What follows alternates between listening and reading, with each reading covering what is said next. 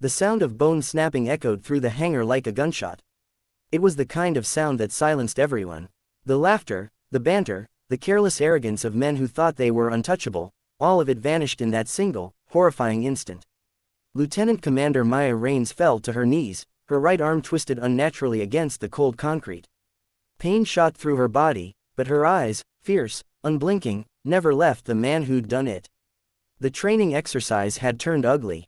What began as a demonstration between the SEALs and a group of new recruits had spiraled out of control when one of them, Sergeant Paul Brick Henson, decided to test Maya's strength. He didn't like that a woman, a decorated Navy SEAL, had been assigned to lead their combat readiness program. "She doesn't belong here," he had muttered earlier. "She's a publicity piece, that's all." Now, with her arm broken and the recruits standing frozen in shock, he realized too late what he'd done. Maya's breathing was sharp and ragged, but she didn't scream. She stood, slowly, painfully, and with her left hand, reset her shoulder against the wall.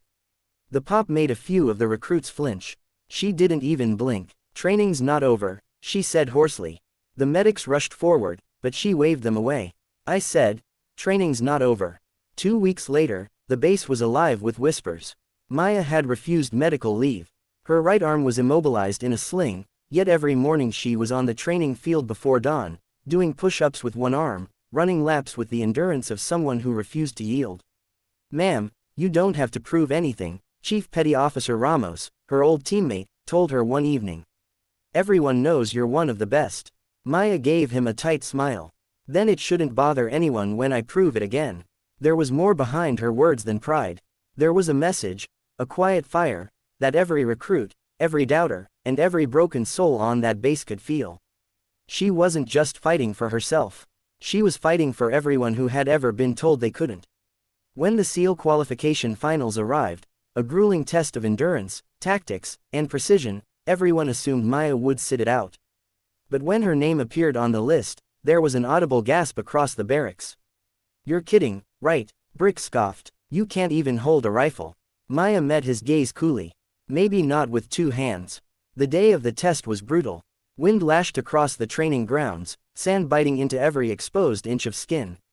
Obstacle courses, target runs, endurance sprints, combat sparring, all designed to break even the strongest soldiers. Brick tore through the course, grinning as he heard Maya lag behind. But she wasn't out. She was methodical, measured. She used her left arm like a weapon forged in hardship. She climbed walls one-handed, using her legs and core strength. She reloaded her pistol with her knees, snapped magazines in with precision that stunned even the instructors. By the halfway point, murmurs began spreading through the crowd of onlookers. The woman with the broken arm was still in it, still fighting, still pushing forward when everyone else would have quit. Then came the final event, the precision shot. A single target, 800 yards away, with wind gusts strong enough to throw a bullet off course. Competitors had 2 chances to hit. Brick took his shot, missed by an inch. Second shot, dead center. He stood, smirking, confident that no one could top that. Maya stepped forward. She couldn't even shoulder the rifle properly, so she improvised.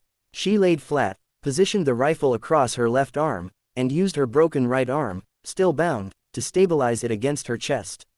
Her breathing slowed. For a moment, everything went quiet. Even the wind seemed to hold its breath. She squeezed the trigger. Crack. The bullet tore through the air, spinning in perfect silence before striking the target, dead center, splitting Brick's shot in 2.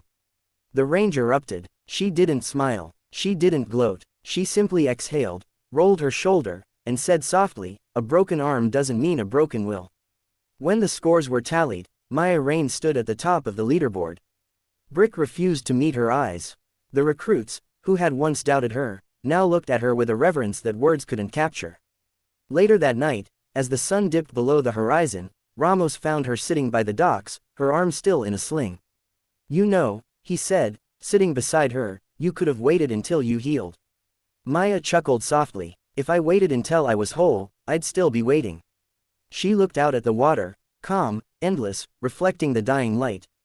"They broke my arm," she said. "But that's not what matters. What matters is that they watched me get back up. Because someday, they'll remember that. And when they break, they'll know it's possible to rise again." Weeks later, the story spread far beyond the base. It wasn't about rank, or gender, or pride anymore, it was about resilience. About a Navy SEAL who showed that strength isn't measured in muscle or medals, but in how many times you rise when the world tries to crush you. And somewhere, in a quiet barracks where new recruits trained under her watchful eye, a small sign hung on the wall.